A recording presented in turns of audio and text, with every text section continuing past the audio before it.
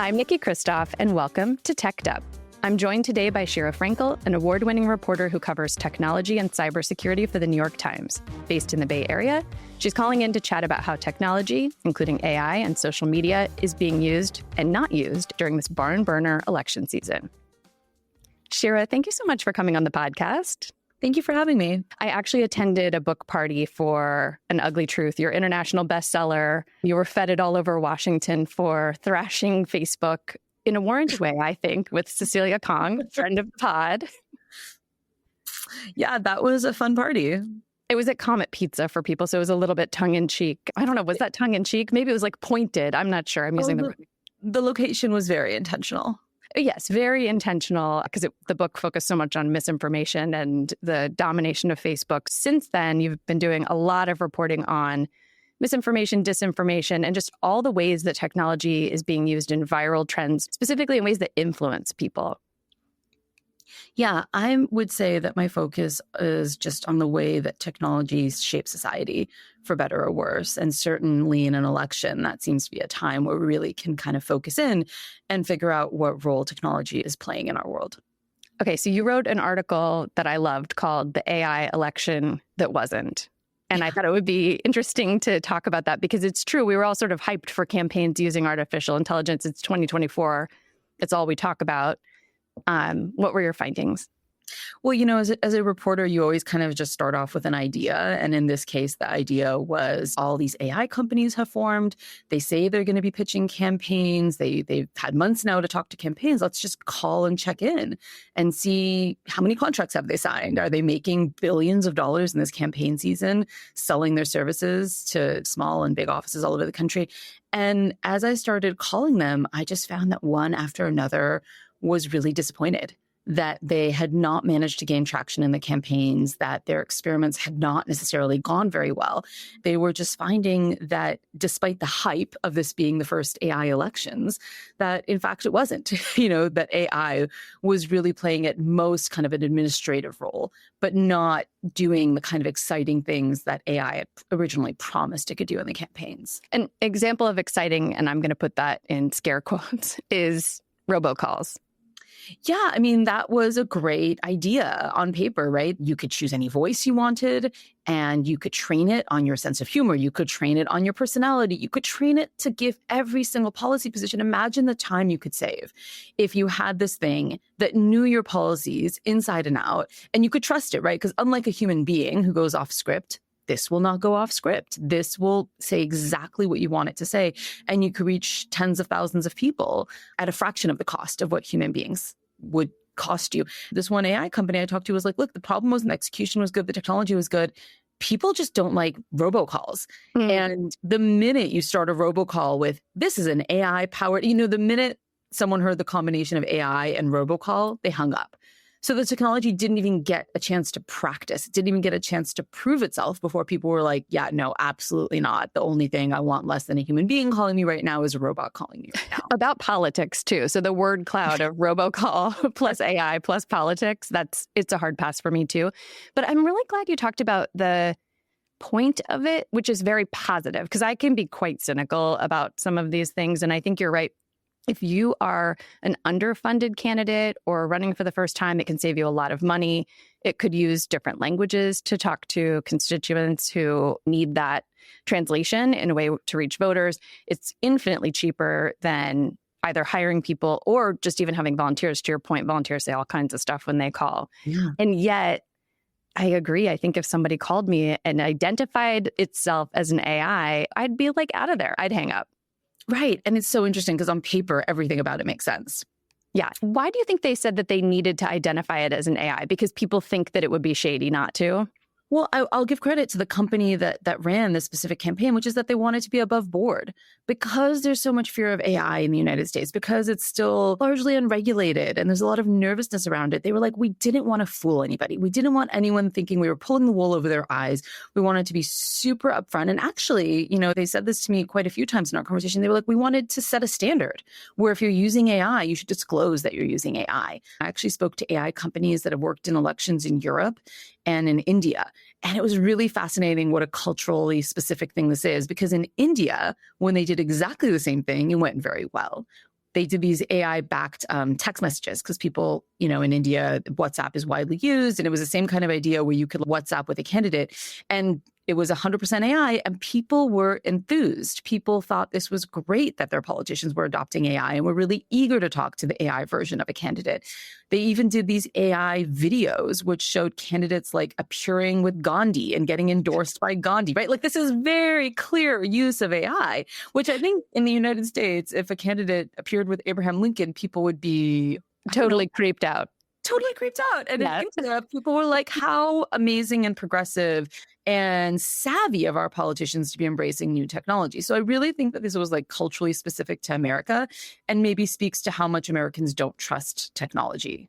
Which is crazy because we invent all this stuff. I think one of the issues with AI is it has a PR problem in the United States, and partly because we've lost control of the narrative. And by we, I mean people like me who do strategic communications for a living. If you're looking at these abstract fears, we're told constantly that you're going to have voice clones. I think we've become so deeply cynical, both about our politics and about tech. A lot of the promise of AI is just efficiency, which is hugely helpful to campaigns, which are by definition chaotic enterprises. If you can create efficiency using those tools, I actually think that would be a great use of AI that might not trip into voter consciousness. But I don't know, do people adopt those or do we know? Yeah, absolutely. The administrative software. So it's the really boring stuff that will like organize your campaign call sheets for you. It organizes your email box and labels them. It sorts through immense files of voter data. That was the technology that campaigns really were excited to adopt. The one caveat there is actually that they were buying this technology, but they had the company sign NDAs so that it wouldn't become public that they were. And even though this is like in my mind, I can't imagine a person being like, no, how dare you use AI to make your Gmail box more manageable? These campaigns were so terrified of being associated with anything AI that even in this quite innocuous use case where you're using it in a purely administrative capacity, they wanted NDAs signed. They did not want that getting out. And that does sort of concern me because it's usually the better funded candidates who are going to be able to build out big IT infrastructure and have a zillion interns. By the way, I used to work on a campaign doing exactly what, like putting together spreadsheets of, phone numbers of policy surrogates and all sorts of glamorous things. The upstart campaigns can be much less funded. I think there's just a lack of nuance happening because I, as a reporter, have written extensively about the dangers of AI and the ways in which it can be used to manipulate people and the concerns around AI, around its safety, even about the way it gathers data is something I've written quite a bit about. That being said, that doesn't mean AI is bad. And I think as a reporter, it's something I think about a lot because, part of our job as reporters is to raise the alarm about the potential harms of new technology. But that doesn't mean that we're saying this new technology should not exist and doesn't have a place in the world. We're saying here are the concerns. Like, let's walk forward with these concerns in mind. That sort of nuance is really lost, especially on a campaign where you and I were chatting a little bit before we started recording. Campaigns are so risk averse. They don't want to turn off a single voter. So when they're shown polling that even a tiny percentage of their potential voter pool is not going to be enthused about AI, they are not going to go in that direction, right? They're going to say, absolutely not. Let's not take this risk. Right. And everything leaks from campaigns. I mean, it ultimately all comes out. And so if you think you're going to get, the speechwriters are using AI to write this speech, then you lose authenticity or integrity. It is interesting, the idea that you could just turn off a small number of voters in a way that could, I guess we are in a razor thin election, so maybe you're afraid of that. But if you could reach more people, I'm not sure that it comes out that the maths, as the kids say.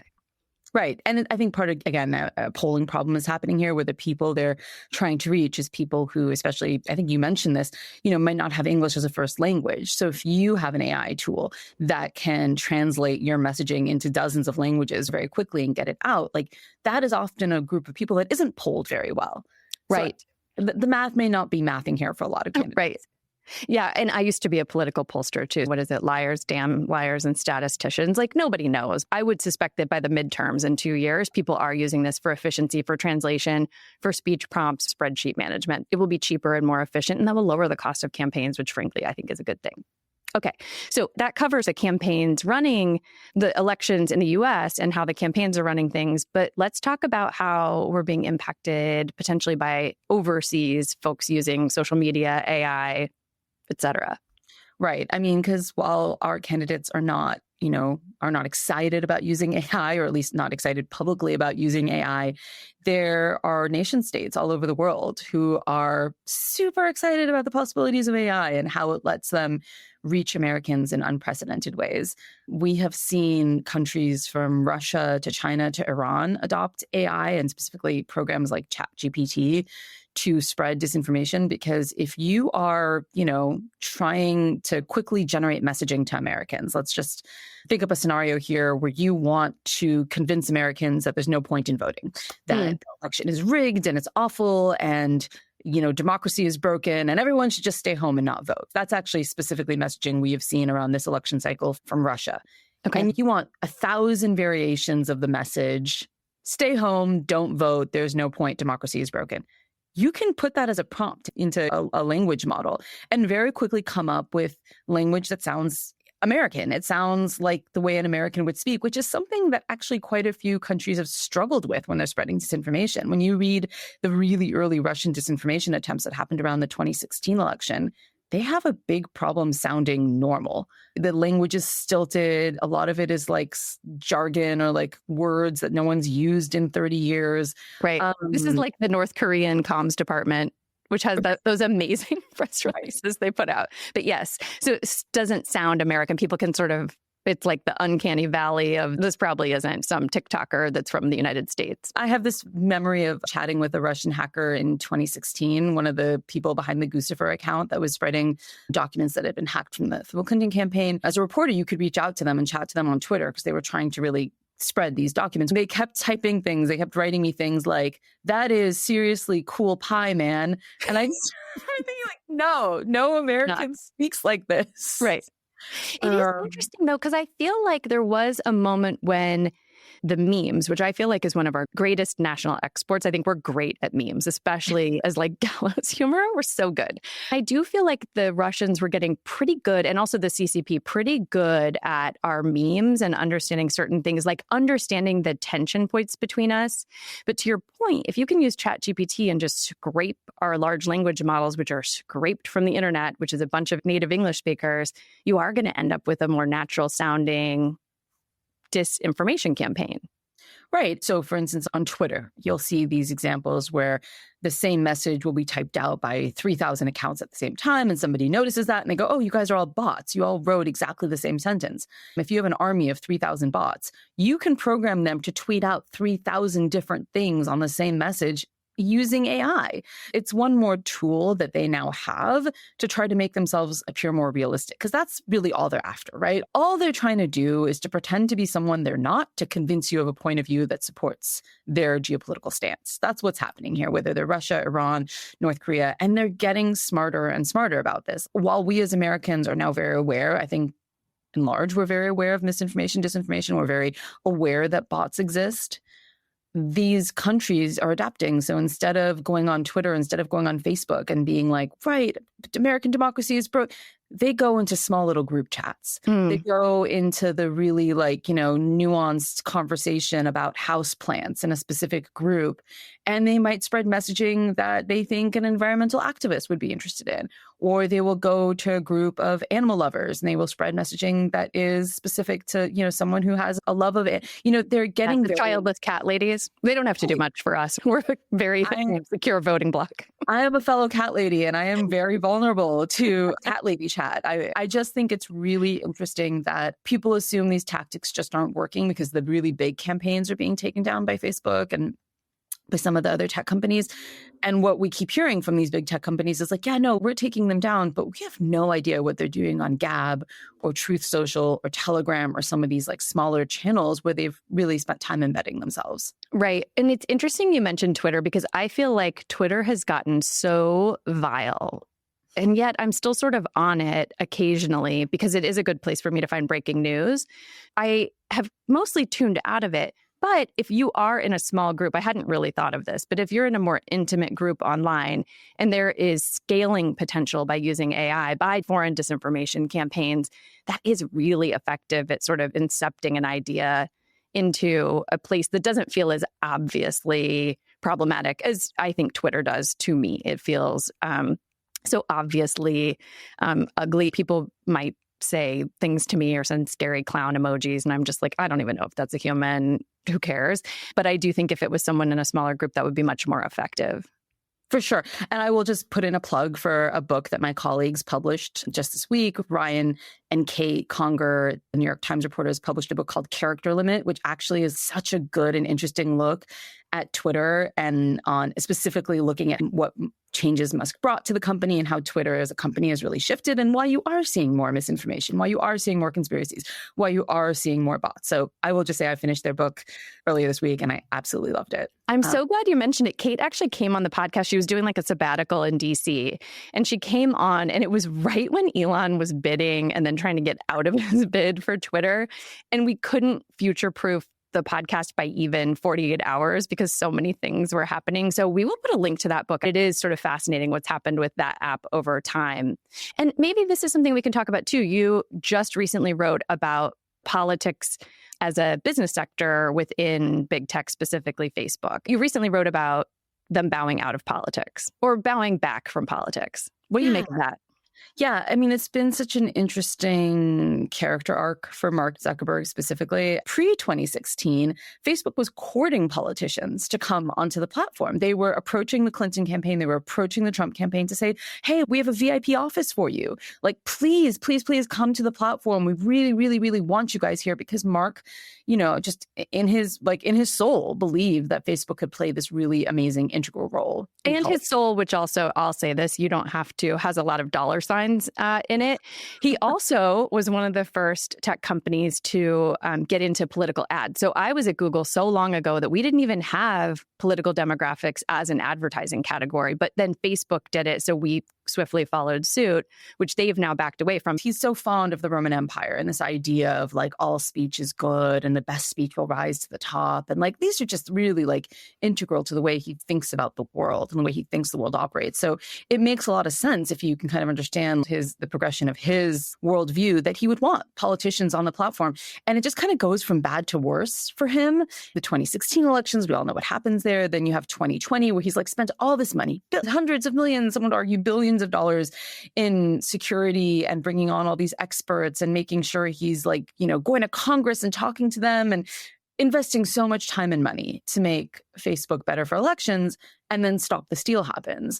And Facebook is blamed for, partially at least, for what happens on January 6th, for the ability of people to organize and spread misinformation about the vote on the platform and then get to the point where the fervor is so high that they're gathered in Washington trying to storm the Capitol building. Right in the wake of that, I mean, quite literally weeks after that, he kind of goes, no more. He's on an investor call and he's like, I want out. Right. I just don't think Facebook needs to be in the middle of political discussions. I don't think Facebook needs to play as large a role. What our article this week kind of looked at over the last 4 years, he has taken really concrete steps to remove his company from the political conversation. So whether that's launching new apps like Threads, where they're very clear that they don't want political discourse to be at the heart of what's happening on Threads. That's probably why you still have to go. I find the same thing, which is that Twitter is better for breaking news than Threads is. It is, yeah. Something massive will be happening in the world, and it's nowhere to be found on Threads. Right. I mostly get Threads content about, like, not, this is TMI, but like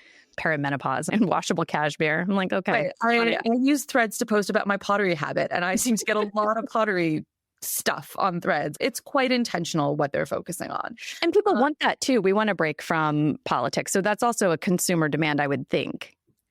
Right. And Instagram, the same. They have made a number of decisions on Instagram that unless you are going out of your way to follow political accounts on Instagram, you're not going to see political content. So you're seeing that shift happen. I think it's happening a little bit less so on Facebook just because people's Facebook accounts are older. The average person has followed political groups over the course of their lifetime that they're still going to see content from. But again, unless you seek it out, they're not pushing it to you. That is all Mark kind of saying, I can't win with this. I don't want to be the first call a reporter makes when something spreads online that is misinformation or disinformation. And you also think about the tax, right? The Washington tax. How many times were those executives dragged down here in front of Congress to defend about Russian misinformation, election disinformation? I remember Sheryl Sandberg testifying and somebody asked her about Russians buying ads. And she said, well, a lot of people pay, for Facebook ads in rubles. And I remember thinking, oh man, this is a headache for them. This is This is such a headache. It's a big tax on executive time and resources and big teams. So I can understand why they would do that. And I will say, I do understand the point of view of executives where they say, like, isn't the U.S. government defending against disinformation? They don't have strong allies within the U.S. government that are working with them on this. They are left very much to fend for themselves and come up with their own strategy and their own laws. Anyone who's followed this closely has seen Mark Zuckerberg go to Congress and beg them to put laws into place to define what misinformation and disinformation is, to set hard lines. Because then, as a company, they get to say, hey, we did what the government asked of us. You guys told us what was misinformation. You guys defined it, and we followed suit. And the government's failed to do that year after year. And so these companies have kind of been left flailing and getting blamed for what is on their platforms, which is, as a public, we understand why that's happening. But the other piece of it, of like, where's the role of government here? Where's the role of the national security establishment, frankly, is kind of unanswered. This is so funny to me that a New York Times reporter is giving me the Facebook argument for why it's hard for them. I mean, I give every argument. I think that I think that's always funny because Facebook always think I'm I am critical. I'm critical of everyone, right? Because I think that this is a failure on the part of so many different parties that has left us in this situation. Yes, but it is funny to me that a New York Times reporter is kind of giving their argument, which you should. You've talked to a lot of people over there and understand their point of view. And I'm going to sit here and say, they have somewhat bitten the hand that feeds them because they're always going around suing over free speech rights. It is this sort of impossible, unsolvable riddle where you would like to see cooperation with the federal government saying these are the standards, and then you're fighting sort of free speech absolutes. Although I feel like people really mischaracterize the First Amendment. We could set certain standards. We do for other types of speech, but it's tricky for the government to get involved. So I sort of agree with him on bowing out. We're seeing, TikTok, which has very tight Chinese Communist Party connections. We're seeing still Russian misinformation on other apps that people are using. They're still engaged. I could see why Facebook wants to step back and intentionally crank down the dials on this. Yeah, I mean, I always say to people the same thing. The bottom line here is they're a company. They're beholden to their bottom line. They want to make money. They want to continue to grow. That is their North Star. That's always going to be what guides them. Let's not pretend that they're going to make decisions for the good of democracy. They're going to make decisions for the good of their bottom line and their stock price. And so as the U.S. government, if you want to incentivize them, there's very specific ways you can incentivize a company. And it's largely through penalties. It's largely through, damaging their bottom line if they can't comply with certain things. And so the First Amendment is incredibly nuanced and complicated. I'm by no means a First Amendment scholar. I've never pretend to be. But I think because I pretend to be. I don't know why you wouldn't. I'm just kidding. I actually kind of do. I get on here and mansplain the First Amendment all the time. I am also not a First Amendment scholar. Yes, sorry, I interrupted you. No, I was going to say that I think that for too long, there's been this idea that it's so complicated that we can't solve it. As a reporter who's constantly being pelted with like new technology, and I'm in my 40s and I find I'm like, what is this gosh darn new technology thing they're sending me now, right? But I'm on it because I have to try it and I have to learn about it. All I keep thinking about is it's only going to get more complicated. It's only going to get harder to rein in. It's only going to get trickier to kind of figure out where our lines in the sand are about what constitutes free speech and what doesn't. And the longer we kick this bucket down the road, the harder it's going to get. I think that's right. And I also am in my 40s, and I too find myself, it's not intuitive to me the way that technology did feel intuitive before. And I don't know how much of that is generational and how much of it is that some of the applications just don't apply to me, right? I don't have hours and hours to scroll on TikTok looking at whatever. I'm not on TikTok and I'm not on Facebook. So I'm not sure that I'm even seeing all the ways that things are rolling out. But you're right. It's just going to get more complicated. As someone who's on it, I'm always blown away by how well it understands human psychology and how well it plays into human psychology. And that's part of what I'm thinking about when I think about this idea of free speech and what constitutes free speech. I think a lot of the people talking about the laws here are people who are thinking about Gen 1 of this technology, of like early Facebook, and they aren't thinking about the ways in which technology now works, which is that it gets to know you as a human being, and it's catering to you, and it's catering messaging to you as a human being that is meant to manipulate you. It's meant to play into your deepest emotions. And so I think there's just a lot more here that's complicated. It isn't as simple as like, well, free speech should be allowed. Right. And there is also give the people what they want, which, I mean, again, we're still, for better or worse, we are a capitalistic society. Maybe that's the takeaway. The people don't want robocalls from AI campaign assistants. They don't want manipulated images. They do want their social media, but they want it to be politically light. Many people do. They want to have a little less of that. And yet we're still being incepted with divisive messaging. We do a decent amount of that to ourselves, but how much of that is made worse by some of these campaigns that are very intentionally trying to make us feel dejected and hopeless and just scroll on other things rather than the election, which we are a hop, skip, and like a hanging chat away from. We're so close. I think maybe this is just me. I'm a reporter. Maybe this is just what I want. I want transparency. It's not that I don't want AI generated images.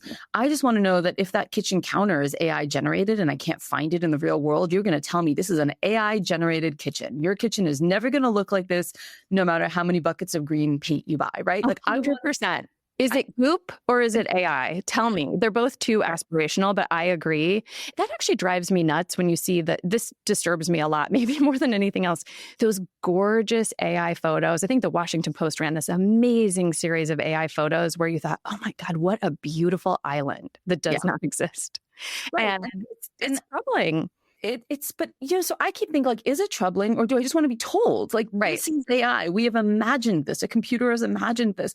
I think the same goes with social media. Like, is it a bot? Is it a real person? I crave that right now when I'm online. I want to know that the person I'm talking to has a real name, is who they say they are. If it's an AI generated photo or a language model that came up with a short story, that's okay. Like, just tell me that. I want the disclosure of knowing what something has been sourced to. And I think that's something that we're really lacking in social media across every single platform at this moment. Right.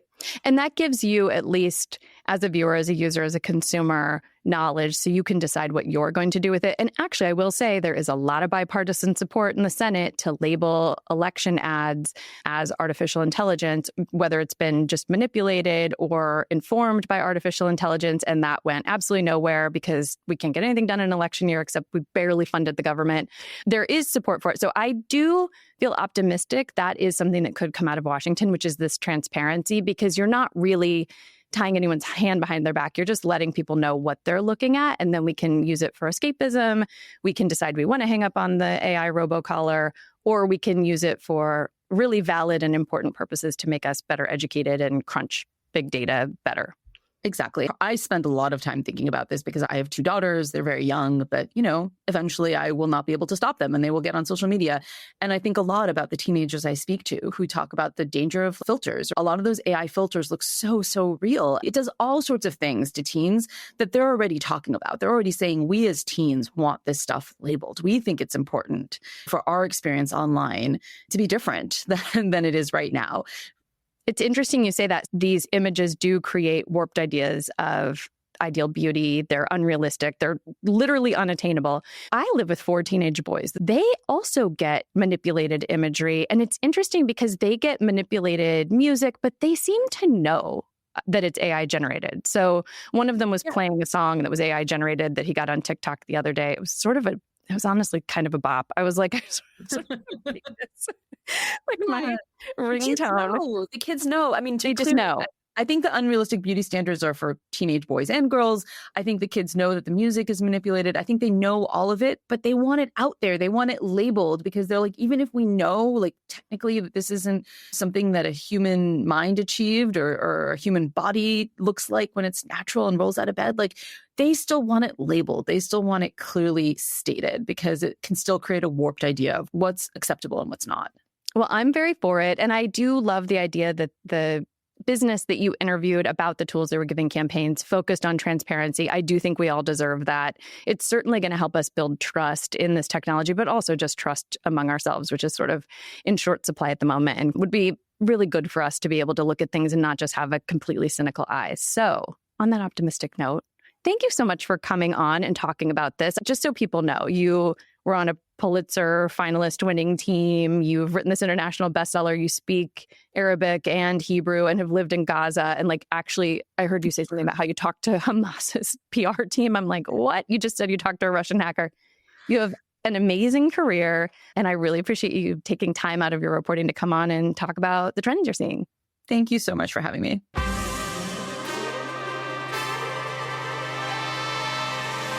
And that's a wrap. If this show gives life to your inner tech nerd, please subscribe or leave us a 5-star review. Anybody listening to this podcast knows that the algorithm needs to be fed, and I really want to keep it ad-free and independent. You can find more content on YouTube, Instagram, and techdup.com, or if that's TMI, you can just tune in every other week wherever you get your podcasts.